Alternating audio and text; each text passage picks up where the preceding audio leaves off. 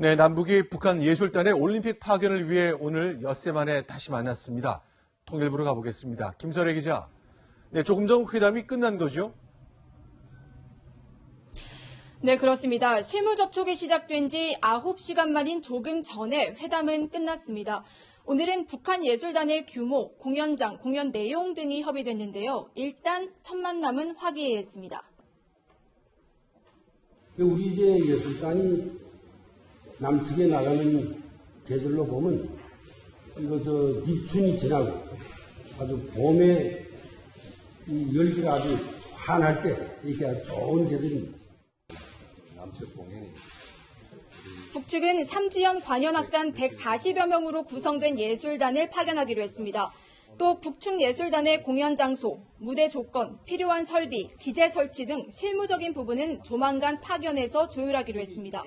이 밖에 평창올림픽 참가와 관련한 차관급 실무회담 일정도 정해졌는데요. 이틀 뒤인 오전 10시 판문점 평화의 집에서 열립니다. 우리는 천혜성 통일부 차관 등 3명이, 북한은 전종수 조국평화통일위원회 부위원장을 단장으로 하는 3명이 대표단으로 나섭니다. 차관급 회담에선 선수단 구성과 이동수단, 숙소, 공동 입장 등이 폭넓게 논의될 전망입니다. 지금까지 통일부에서 전해드렸습니다.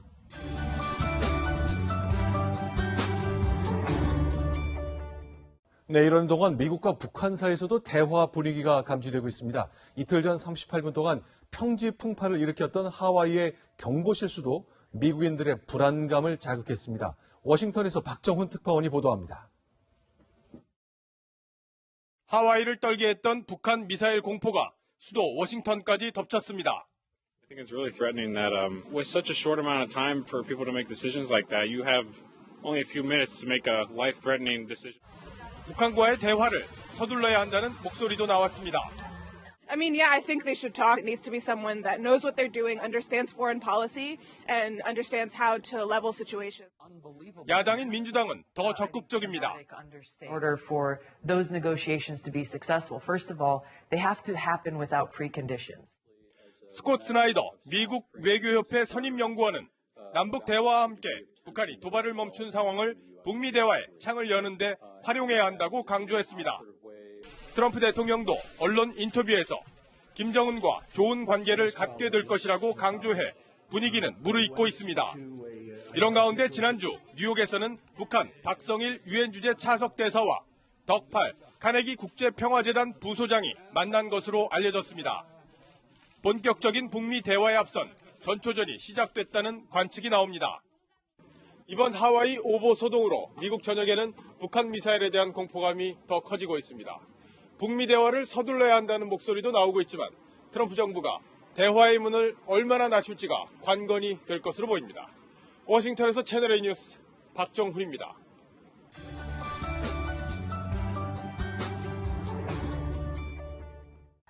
국제 봅슬레이 연맹이 우리 팀과 별도로 남북 단일팀에도 올림픽 출전권을 주겠다는 파격 제안을 했는데요. 그런데 정부는 아이스하키 팀 외에는 단일팀 구성이 없다고 거절했습니다. 왜일까요? 이범찬 기자입니다. IOC 위원인 이보 페리아니 국제 봅슬레이 연맹 회장이 채널A와의 전화에서 IOC에 정식으로 봅슬레이 종목 남북 단일팀 출전을 제안했다고 밝혔습니다. As a forerunner, of course, must be one pilot from South Korea. We have to create a crew, 2-man or 4-man, with half of the team from North Korea. 평창올림픽에는 한국의 남자 2인승, 4인승 팀이 출전합니다. 여기에 별도로 남자 단일팀 출전을 제안한 겁니다. I just propose to show the world through the sport is possible to sign a message of peace and openness. 그러나 정부는 봅슬레이 단일팀을 전혀 고려하지 않는다고 선을 그었습니다. 여자 아이스하키 팀도 또 논의 중이고 그거 이외에는 피겨, 오늘 나온 봅슬레이 다른 종목의 단일팀은 고려한 적도 없고 검토할 계획도 없습니다. 참가하는 데 의미가 있더라도 북한 봅슬레이는 국제 봅슬레이 연맹에 등록 선수가 없을 정도로 경쟁력이 한참 떨어집니다. 게다가 남북 선수가 호흡을 맞추기에도 현실적으로 시기가 늦었다는 입장입니다. 채널A 뉴스 이범찬입니다.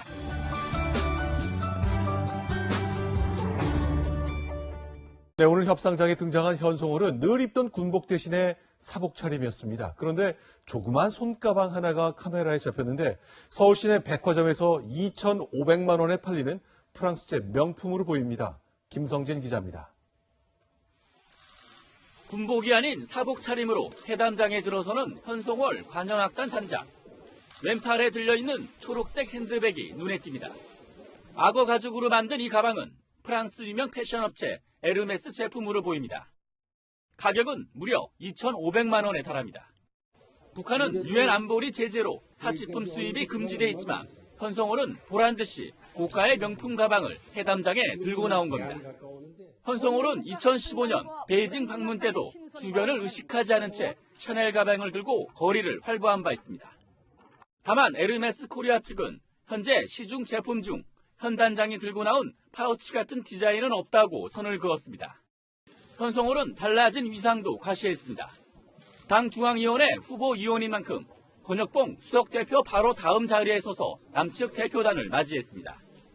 한편 오늘 회담장에는 김정은이 마시는 것으로 알려진 신덕 샘물이 제공돼 눈길을 끌었습니다. 북한의 천연기념물 광천수로 김씨 일가 건강을 책임지는 만수무강연구소가 인정한 귀한 물입니다. 각종 균에 의한 오염이 없고 광물질 함량도 사람들의 건강 증진과 보호에 필요한 것만큼 고르롭게 들어있는 이상적인 샘물입니다. 신덕샘물은 평양에 머무는 외국인에게 판매되며 중국과 동남아시아 등으로도 수출되고 있습니다. 채널A 뉴스 김성진입니다.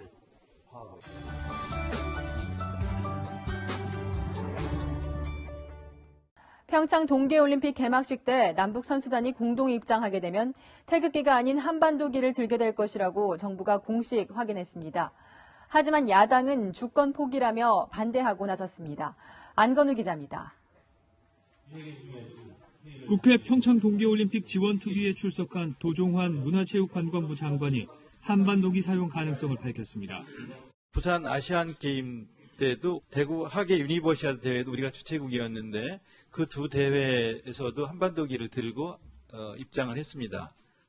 개막식 때 남북 공동 입장이 확정되면 태극기 대신 한반도기를 들 것이라는 설명입니다. 자유한국당은 즉각 반발했습니다. 한반도기 들고 들어가고 남북 간의 평화가 얼마나 오래 지속됐습니까? 신성한 스포츠의 장에서 이런 정치적인 논리로 당연히 지켜져야 할 이런 원칙들이 무시될 수 있겠습니까? 반면 여당은 지나친 정치적 해석을 경계했습니다. 어려움을 극복하고 지금 참가한다고 하고 있는데 정치 시온이 하는 이런 어떤 평화해서는 안 된다고 생각합니다. 북한의 참가 여부, 남북 공동 입장 여부 등이 확정되지 않은 상황에서도 정치권 공방은 점점 더 가열되고 있습니다. 채널A 뉴스 안건우입니다.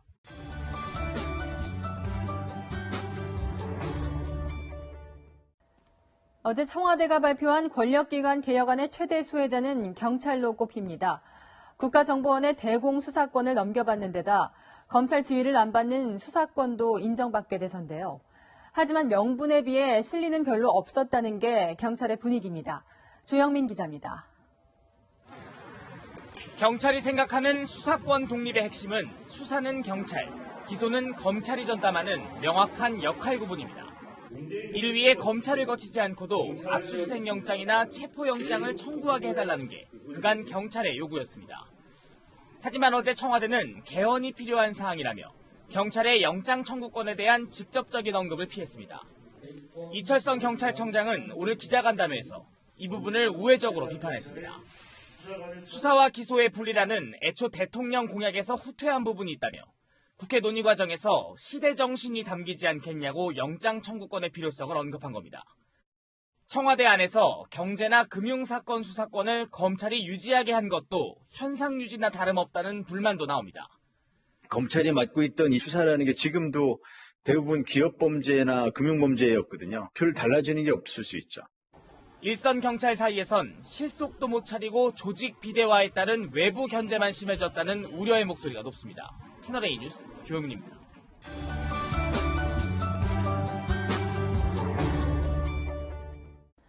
트럼프 대통령이 아프리카, 중남미 국가를 경멸하는 발언을 해 파문이 일파만파입니다. 워싱턴의 트럼프 호텔에서는 항의 퍼포먼스가 벌어지기도 했습니다. 황아람 기자입니다.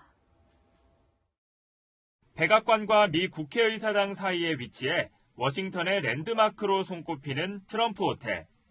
정문 위로 여기가 거지 소굴이고 머물 곳이 필요하다면 이곳을 이용하라는 조롱 문구가 나옵니다. 비디오 저널리스트 로빈 벨의 레이저 작품인데 이민법 개정안을 논의하던 중 트럼프 대통령이 중미 아프리카 국가들을 겨냥해 왜 거지 소굴 같은 나라의 국민을 받아줘야 하냐고 주장한 것에 대한 항의 시위입니다. What does that mean to call your African continent black people shithole? It's a disgrace.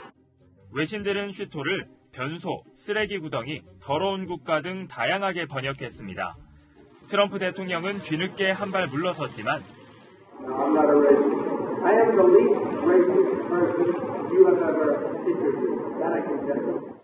파문은 쉽게 가라앉지 않을 것으로 보입니다. 채널A 뉴스 황하람입니다.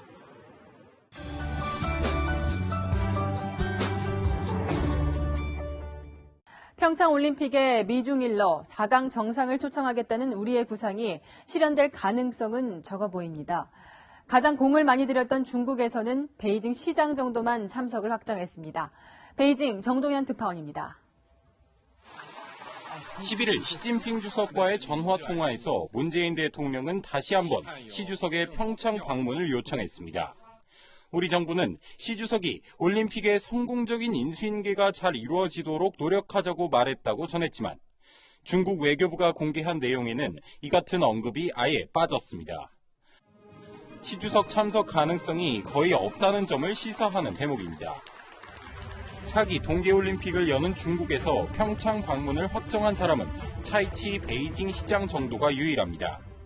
两个城市主办城市的市长会交接这奥林匹克的会旗，那么就是平昌方面和这个北京市两位市长将要进行这个会旗交接仪式。 베이징의 외교 소식통은 현재로서는 상무위원급에서 한 명이 참석하는 것이 가장 현실적이라고 전했습니다. 우리 정부는 시 주석을 대신해 리커창 총리의 참석을 기대하고 있습니다. 평창 올림픽 기간 4강 정상의 평창 올림픽 참석도 사실상 어려워졌습니다. 베이징에서 채널A 뉴스 정동현입니다.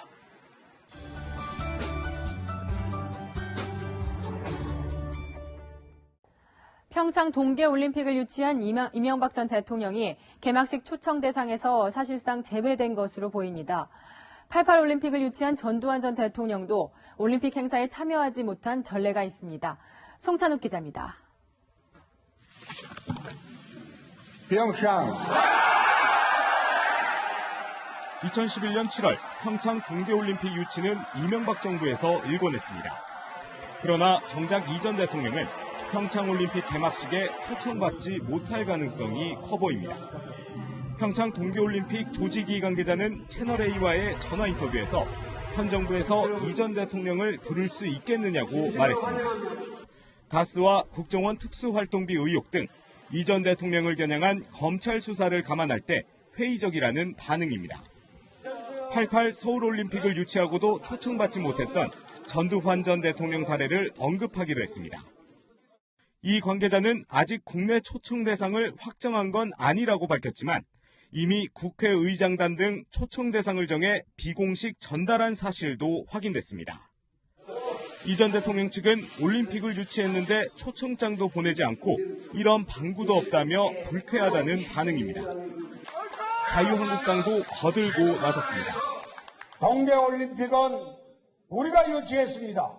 그런데 세계 스포츠인의 축제를 남북 정치에 지금 이용을 하고 있습니다. 화합회장이 돼야 할 평창올림픽이 정치권에서만큼은 전현 정권 갈등의 연장선이 되는 모양새입니다. 채널A 뉴스 송찬욱입니다.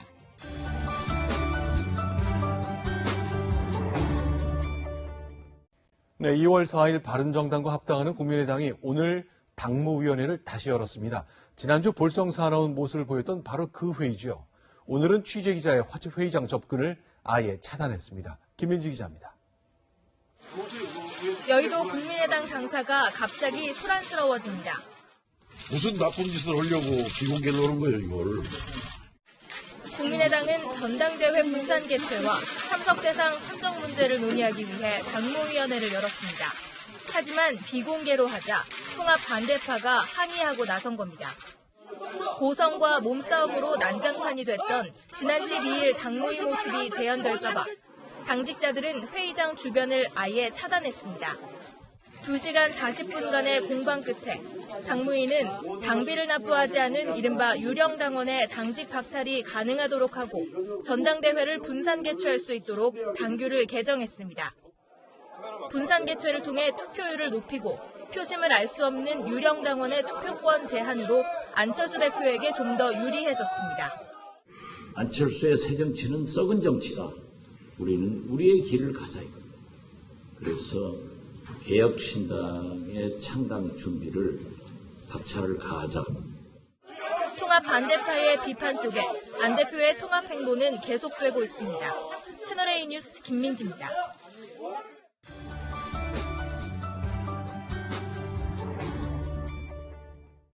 문재인 대통령이 추진하는 6월 개헌을 막겠다며 야당이 실력 행사에 들어갔습니다.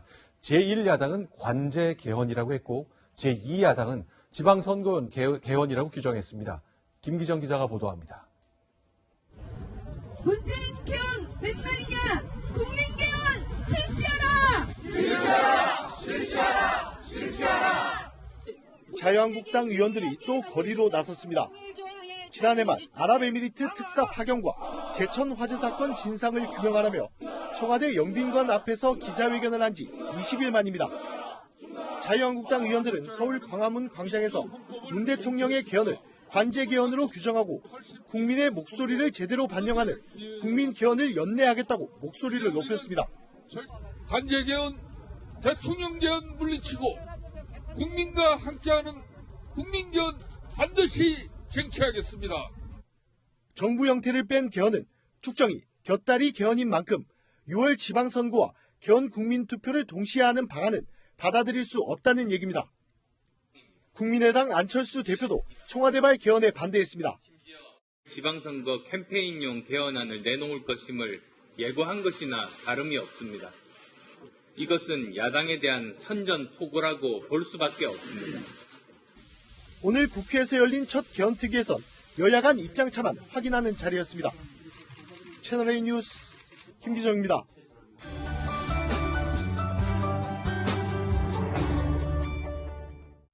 정부는 법 개정을 통해 최저임금법을 지키지 않는 사업주 명단을 공개할 방침인데요. 신용제재 대상에도 포함시키겠다는 계획입니다. 영세 자영업자들은 너무 가혹하다며 반발하고 있습니다. 이은우 기자입니다. 인터넷에 공개된 고액 상습 임금체불 사업주 명단입니다. 고용노동부는 앞으로 최저임금을 상습적으로 위반한 사업주의 명단도 공개를 검토 중입니다. 근로기준법을 개정해 신용제재까지 받도록 할 예정입니다. 3년 이내 최저임금법 위반으로 유죄가 확정되면 명단 공개 대상입니다. 2차례 이상 유죄가 확정되면 신용제재를 받게 됩니다. 문제는 최저임금 상습 위반자 대부분이 영세한 소상공인이라는 점. 지난해 자영업자 10명 중 8명이 임금을 체불하거나 최저임금 등 근로계약을 준수하지 못했습니다. 소상공인들은 가혹한 처사라고 반발합니다. 제도적인 정립이 안 된 상태에서 무조건 처벌 위주로만 하는 거는 사람들이 좀 아쉬움은 있는 것 같고.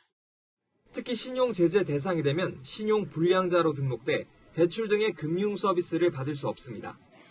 자금력이 없는 소상공인에게는 치명적일 수밖에 없습니다. 최저임금 부분은 꼭 지켜져야 되기 때문에 이런 것들이 강화돼야 된다. 이거에는 전체 당신이 서 있는 거고. 명단이 공개되면 사업주의 개인정보와 체불액 등이 3년간 관보와 고용노동부 홈페이지에 게시됩니다. 채널A 뉴스 이은우입니다.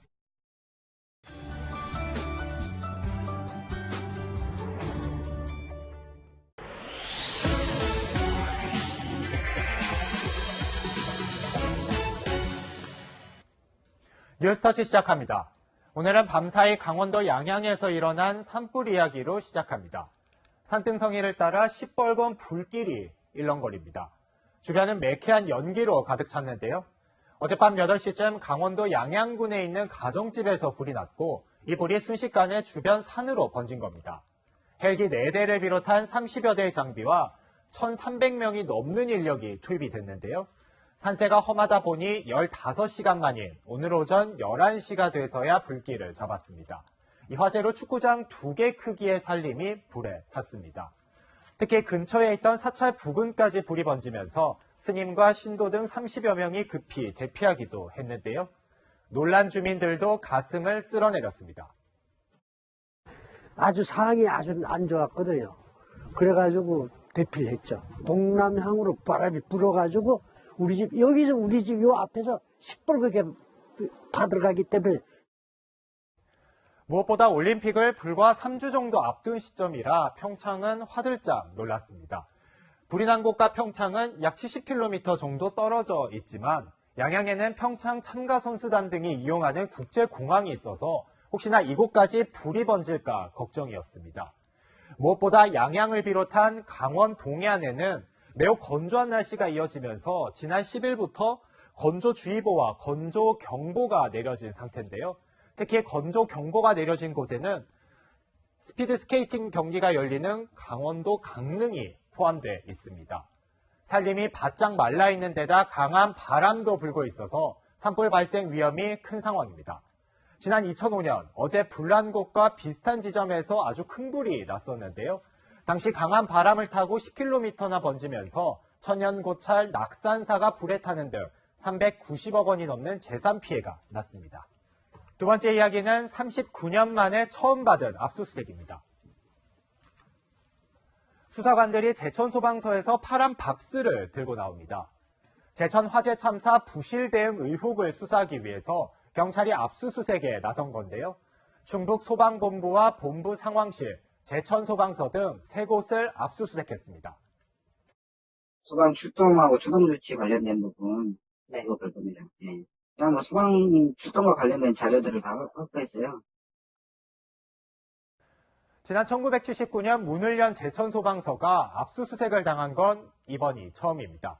충북 소방본부 역시 26년 만에 처음 겪는 수모라는데요. 사상 초유의 압수수색에 목숨 걸고 일하는 소방관들을 죄인 취급하는 건 도가 지나치다는 일부의 반응까지 나왔습니다.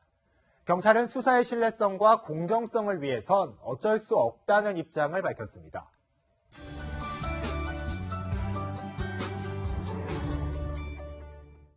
네, 친박계 정치인이 줄줄이 구속되는 가운데 이번엔 홍문종 자유한국당 의원을 겨냥한 수사가 시작됐습니다. 강경석 기자가 단독 보도합니다. 검찰은 홍문종 자유한국당 의원의 최측근인 김모 씨의 자택과 휴대전화를 전격 압수수색했습니다.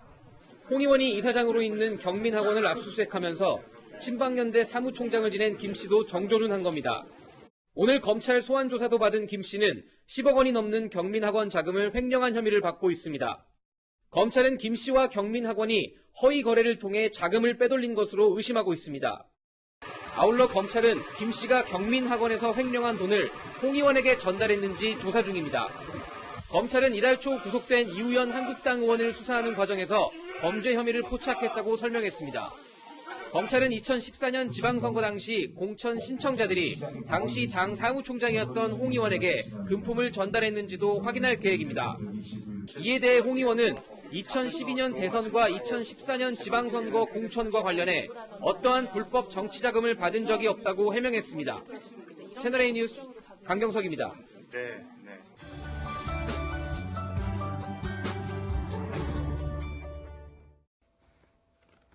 네, MB에 집사했던 김백준 전 청와대 총무기획관의 구속 여부가 내일 결정됩니다. 그는 10년 전 국가정보원 돈 2억 원을 받은 혐의를 받고 있습니다. 누구로부터 어디에서 받았다고 검찰이 파악했는지 김유빈 기자가 단독 취재했습니다. 이명박 정부 시절 김성호, 원세훈 전 국정원장으로부터 각각 2억 원씩 모두 4억 원의 특수활동비를 건네받은 혐의로 구속영장이 청구된 김백준 전 청와대 총무기획관. 김성호 원장하고 원세훈 원장한테 돈 받으신 겁니까? 김 전 기획관은 지난 2008년 5월 만원권으로 만든 현금 다발 2억 원을 받은 혐의가 적용됐습니다. 당시 청와대 앞에서 국정원 예산관으로부터 현금 다발을 건네받은 정황이 포착된 겁니다. 현금 다발은 여행용 가방인 캐리어에 담겨 있었던 것으로 전해졌습니다. 검찰은 김진모 전 청와대 민정이비서관이 특활비 5천만 원을 민간인 사찰 폭로자의 입을 막으려고 사용한 정황을 확인했습니다. 구속영장이 청구된 김백준 전 기획관과 김진모 전 비서관의 구속 여부는 이르면 내일 결정됩니다. 채널A 뉴스 김유빈입니다.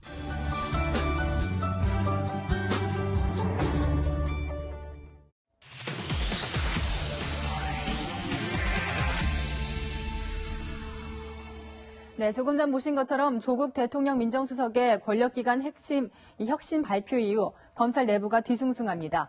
사회부 배혜림 차장과 뉴스 분석으로 이어가겠습니다. 키워드 먼저 설명해 주시죠. 네, 오늘 키워드는 앞에선 검찰개혁, 뒤에선 하명수사입니다. 조국 수석은 어제 검찰의 권한을 크게 줄이겠다 이렇게 발표했습니다. 그런데 문재인 정부가 검찰에 쥐어준 칼자루 어떤지 보면요. 문재인 정부가 외치고 있는 검찰개혁에 이 앞뒤가 맞지 않는다 이런 느낌이 듭니다. 검찰개혁의 모순 무엇인지 알아보겠습니다. 네, 그렇다면 지금 청와대가 하겠다고 하는 검찰개혁의 핵심이 무엇입니까? 바로 이른바 정치검찰이 되는 것을 막겠다는 겁니다. 조국 수석의 발표 내용 중 이 대목 들어보시면 이해되실 텐데요. 직접 보시겠습니다. 2012년 국정원 댓글 수사 사건, 정윤회 문건 사태 등에서 보듯이 검찰은 정치 권력의 이해 내지 자기 조직의 기득권 유지를 위해서 검찰권을 오남용해왔습니다. 네, 조국 수석이 직접 언급한 국정원 댓글, 정윤회 문건 사건 모두 이명박, 박근혜 정부에서 이 정치 수사로 규정된 사건들이었습니다. 무엇보다도 문재인 정부는 이 노무현 전 대통령의 서거, 가슴 깊이 남아있죠. 이명박 정부와 검찰이 손발을 맞춘 정치 수사를 해서 노무현 전 대통령이 서거했다 이렇게 평가하고 있기 때문에 이랬던 검찰을 개혁하겠다 이런 의미입니다. 네, 정권과 손발을 맞추는 정치 검사를 없애기 위해 개혁을 하겠다. 네. 그렇다면 문재인 정부 이후 검찰은 예전보다 중립적이었다고 할 수 있습니까? 네, 중립적이었다 이런 평가에 비해서 이 청와대와 이 검찰이 과거 어느 때보다 아주 긴밀하게 움직이고 있다 이런 평가가 더 많습니다. 청와대와 국정원은 이 세월호 보고 조작, 블랙리스트 문건을 무더기로 검찰에 보냈죠. 그리고 검찰은 이걸 받아서 아주 열심히 수사를 해왔습니다. 특히 박근혜 전 대통령은 국정농단 수사에 이어 특활비 수사까지 수사를 받고 있고요. 추가 기소됐죠, 최근에. 그리고 이명박 전 대통령의 경우는 댓글, 다스, 특활비 3중 수사를 받고 있는데 이 검찰이 어떻게든 포토라인을 세우는 게 목표나 다름없어 보인다. 이런 말이 나옵니다. 네, 검찰 입장에서는 문재인 정권에서도 이렇게 수사를 열심히 했는데 권한을 대폭 축소한다고 하니까 불만이 나올 수밖에 없겠어요. 네, 그래서 검찰 내부에서는 토사구팽이라는 말이 나오는 겁니다. 검찰의 권한, 비대해서 분산할 필요는 있어 보입니다. 하지만 문재인 정부는 이 적폐청산이라는 이름 아래에서 이 검찰의 비대한 권한을 이용해서 전 정권과 전전 정권을 수사하고 있다. 이런 비판에서 자유롭지 못할 겁니다. 네, 그렇다면 검찰이 청와대의 안대로 손발이 묶일 거라고 보십니까? 네, 청와대가 끊임없이 적폐 수사를 하라고 압박을 하면서 그러면서 검찰의 힘을 뺏겠다. 지금처럼 계속 이 기조를 유지한다면 이 검찰도 조직의 권한 지키기를 위한 전쟁에 나설 수도 있다. 이런 관측이 나옵니다. 이 미국에서는 48년 동안 FBI 수장을 지내면서 이 8명의 대통령을 겪은 이 존 에드거 후버 전 국장의 케이스가 많이 주목을 받고 있는데요. 당시 미 대통령 등 권력자들의 사생활이 담긴 X파일을 흔들면서 이 권력자들과 긴장 관계를 형성했었습니다. 그리고 제임스 코미 전 국장도 최근에 트럼프 대통령과 이 충돌 끝에 해임되기도 했는데요. 그러니까 이런 모습 우리나라에서도 볼 수 있을 거란 전망이 나옵니다. 노무현 전 대통령 당시에 검사와의 대화 같은 힘겨루기 그리고 국회 법안 처리 진통이라는 변수들이 앞으로 산적해 있는데요. 이 문재인 정부의 권력기관 개편이 얼마만큼 성과를 낼 수 있을지 오히려 역풍을 불러일으키는 건 아닐지 지켜봐야겠습니다. 네, 여기까지 듣겠습니다. 배혜림 사회부 차장이었습니다.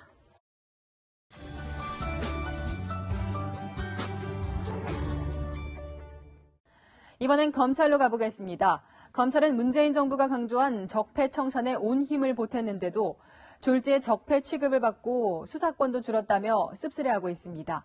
이어서 윤준호 기자입니다. 문재인 정부의 권력기관 방침 첫 번째는 과거 적폐의 철저한 단절과 청산입니다. 적폐 단절과 청산에 무게를 뒀다고 강조한 청와대의 권력기관 개혁안. 개혁안은 검찰의 역할을 경찰이 1차로 수사한 사건을 보충하는 2차 수사기관으로 규정했습니다. 당장 경찰 수사에 대한 지휘권 약화가 불가피해지자 검찰 내부에선 경찰 위협론이 나옵니다. 한 검찰 관계자는 비대한 경찰 조직에 칼자루가 넘어가며 그 칼은 곧 흉기가 될 것이라고 했습니다. 검찰 조직을 적폐로 바라보는 시각에 대한 반감도 있습니다. 또 다른 검찰 관계자는 적폐청산 수사에 온 힘을 기울이고 있는데 하루아침에 되레 적폐로 몰렸다고 말했습니다. 검찰 출신 법조인들도 우려를 드러냈습니다. 얘 거 뺏어다 쟤한테 갖다 주면 새롭게 이 권한을 가진 사람은 충성을 안 바치겠어요? 검찰은 청와대의 검찰개혁 기조가 국회 입법 과정에서 어떻게 구체화될지 촉각을 세우고 주시하고 있습니다. 채널A 뉴스 윤준호입니다.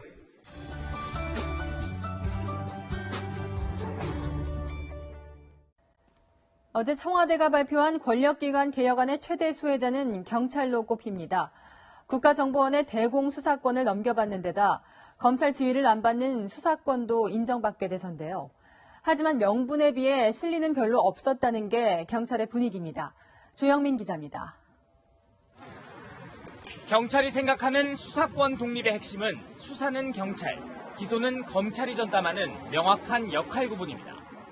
이를 위해 검찰을 거치지 않고도 압수수색 영장이나 체포영장을 청구하게 해달라는 게 그간 경찰의 요구였습니다. 하지만 어제 청와대는 개헌이 필요한 사항이라며 경찰의 영장 청구권에 대한 직접적인 언급을 피했습니다. 이철성 경찰청장은 오늘 기자간담회에서 이 부분을 우회적으로 비판했습니다. 수사와 기소의 분리라는 애초 대통령 공약에서 후퇴한 부분이 있다며 국회 논의 과정에서 시대 정신이 담기지 않겠냐고 영장 청구권의 필요성을 언급한 겁니다. 청와대 안에서 경제나 금융사건 수사권을 검찰이 유지하게 한 것도 현상 유지나 다름없다는 불만도 나옵니다. 검찰이 맡고 있던 이 수사라는 게 지금도 대부분 기업범죄나 금융범죄였거든요. 별 달라지는 게 없을 수 있죠. 일선 경찰 사이에선 실속도 못 차리고 조직 비대화에 따른 외부 견제만 심해졌다는 우려의 목소리가 높습니다. 채널A 뉴스 조영민입니다.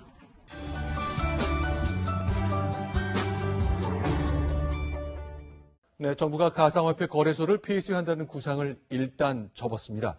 박상기 법무장관이 칼을 빼든지 나흘만입니다. 투기는 못 잡고 혼란만 키웠다는 지적이 나옵니다. 김철웅 기자입니다.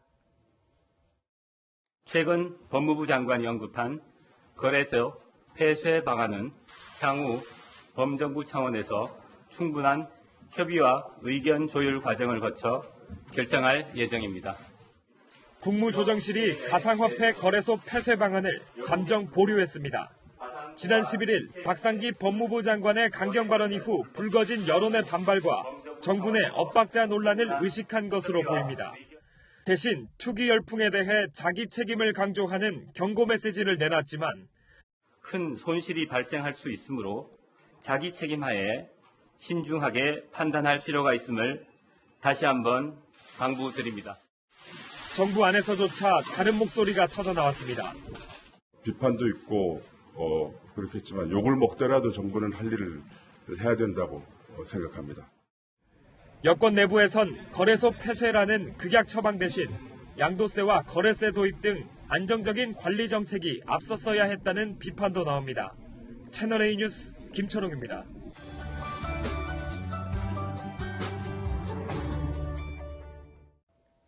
네, 가상화폐에 투자했다가 손해본 분들 적지 않으시지요. 최근 인터넷 공간에서는 손실을 대신 메워주겠다거나 100만 원을 주겠다는 글이 등장했습니다. 하지만 이런 걸 주의하셔야 합니다. 전혜정 기자입니다. 자고 일어나서 확인을 하니까 제 투자했던 돈이 다 없어지니까. 혼동하지 되게 혼동하고 뭔가 순식간에 이런 실감이 안 나는 거 있어요. 최근 인터넷 커뮤니티에는 가상화폐 투자로 손해를 본 이들에게 자신의 돈을 나눠주겠다는 이른바 구제글이 등장했습니다. 개처럼 짓는 사람에게 100만 원씩 주겠다거나 선착순 4명에게 돈을 나눠주겠다는 식입니다. 많은 사람이 자신의 계좌번호와 메신저 아이디와 같은 개인정보를 댓글로 올렸지만 실제 돈을 받은 사람은 찾기 힘듭니다. 자신만일을 한 건데 좋을 것 같진 않아요. 제 생각. 취재진이 구제글 작성자에게 가상화폐 투자로 학원비를 날렸다고 연락하자 학원을 안 다니면 된다는 조롱만 돌아왔습니다. 개인정보가 악용될 위험도 높습니다. 보이스피싱이라든지 아니면은 가상화폐 시장의 거래소에 악용이 된다든지 여러 방면으로 악용이 될 수가 있습니다. 손해 구제는 고사하고 신종 사기에 노출될 수 있다는 우려가 나옵니다. 채널A 뉴스 전혜정입니다.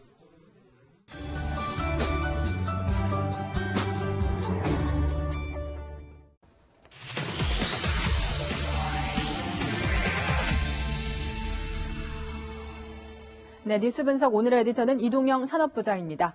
키워드 먼저 설명해 주시죠. 예, 오늘의 키워드는 변죽입니다. 오늘 강도 높은 미세먼지 저감 대책이 시행된 첫날이지만 핵심을 비켜갔다는 비판이 끊이지 않았기 때문입니다. 네, 그동안 폭염이나 폭설 때문에는 이 재난 문자가 온 적은 있었지만 어제 미세먼지 재난 문자가 왔어요. 굉장히 당황하신 분들도 있었을 것 같은데 전에도 이런 문자가 온 적이 있었나요? 예, 보시는 것처럼 어제 이런 문자가 개인들에게 발송이 됐기 때문에 많은 분들이 깜짝 놀랐을 겁니다. 서울시나 환경당국에서는 이 미세먼지 문제를 자연재해 이상의 문제로 보기 때문에 이런 강도 높은 대책을 시행하는 건데요. 대중교통 무료 시행은 물론이고 차량 이부제 그리고 공공기관에서 시행하는 대형 사업장은 오늘 하루 공사를 중단하는 등 아주 강도 높은 미세먼지 저감 대책이 시행된 겁니다. 네, 미세먼지를 잡으려고 발빠르게 여러 가지 대책을 시행하고 있는 것인데 왜 아까 키워드는 변죽이었습니까? 예, 돈으로 설명을 좀 드리고 싶은데요.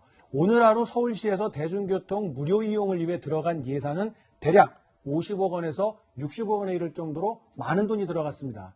하지만 이번 대책을 왜 실행하느냐를 좀 봐야 될 텐데요. 미세먼지를 줄이기 위한 게 목적 아니겠습니까? 그런데 서울 시내에서 미세먼지를 많이 뿜어내는 것은 경유 버스로 꼽히고 있습니다. 그중에서도 경기도에서 운행되는 버스들이 문제로 꼽히는데요.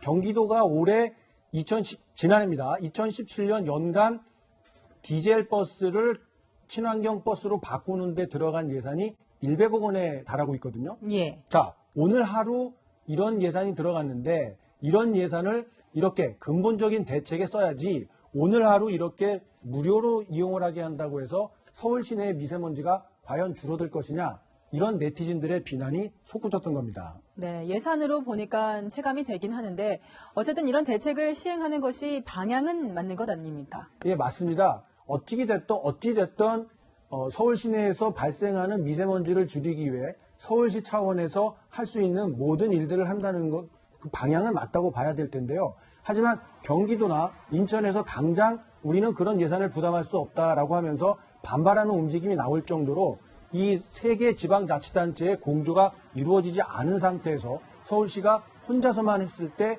과연 서울의 대기질이 깨끗하게 보존이 되고 미세먼지를 줄일 수 있겠느냐 이런 비판의 목소리는 계속해서 나올 수밖에 없습니다. 네, 그렇다면 결국 오늘 우리가 본 여러 가지 대책들은 근본적인 문제 해결과는 거리가 먼 정책이라고 봐야 하는 건가요? 예, 이 질문에 대해서 제가 한마디로 표현할 수 있는 단어가 있습니다. 바로 2대 8입니다. 한국에서 발생하는 미세먼지를 조사해 보니까 중국발 미세먼지가 80%를 차지했고 한국 국내에서 순수하게 발생하는 미세먼지가 20%에 불과하다는 얘기죠. 그런데 환경당국에서는 중국을 향해서 얼마나 적극적으로 요구를 하고 있느냐 이런 비판이 나오는 겁니다.